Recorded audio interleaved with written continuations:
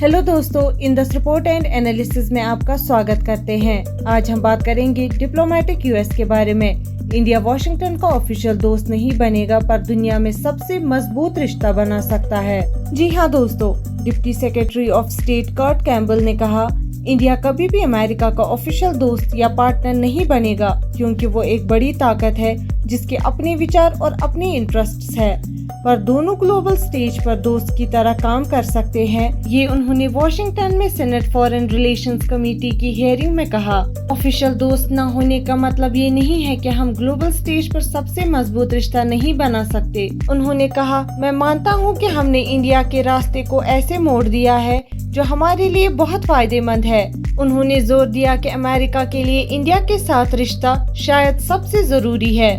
Campbell ने कहा कि इंडिया अपने इंटरेस्ट्स पर काम करता है और बिना फॉर्मल पैक्ट्स के अपने ऑब्जेक्टिव्स के लिए अलायंसेस बनाता है, जो external affairs minister S Jaishankar की स्ट्रेटेजिक ऑटोनॉमी पॉलिसी को दिखाता है। ये बातें उन्होंने चाइना के साथ स्ट्रेटेजिक कंपटीशन पर कमेटी हियरिंग के दौरान कही, जब रिपब्लिकन सेनेटर जेम्स रेश ने कहा कि प्राइम मिनिस्टर नरेंद्र मोदी और रशिया के प्रेसिडेंट व्लादिमीर पुतिन की मॉस्को विजिट के दौरान एम्ब्रेस की तस्वीरें देखना थोड़ा मुश्किल था। लेकिन उन्होंने ये भी कहा, इसमें कोई शक नहीं है कि इंडिया एक महत्वपूर्ण किरदार है।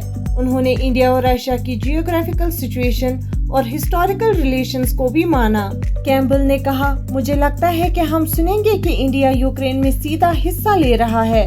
मैं इसके लिए आभारी हूँ। मुझे लगता है कि इंडिया दुनिया में जिम्मेदार भूमिका निभाना चाहता है। उन्होंने ये भी कहा, एक मुश्किल बात याद रखनी है कि इंडिया भी एक बड़ी ताकत है और उसके अपने विचार और अपने इंटरेस्ट्स है।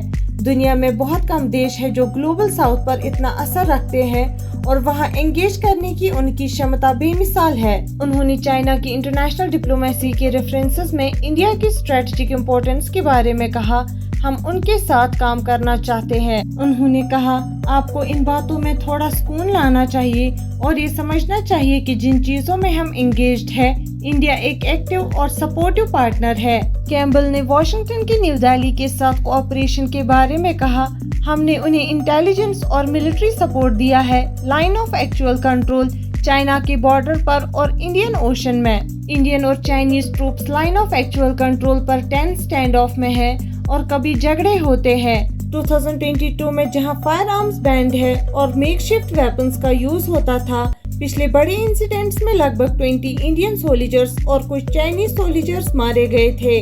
उन्होंने कहा, लोगों के बीच के रिश्ते के बारे में कैम्बल ने यूएस में इंडियन डायस्पोरा और इंडिया के फेवरेबल सेंटिमेंट्स के बारे में बात की।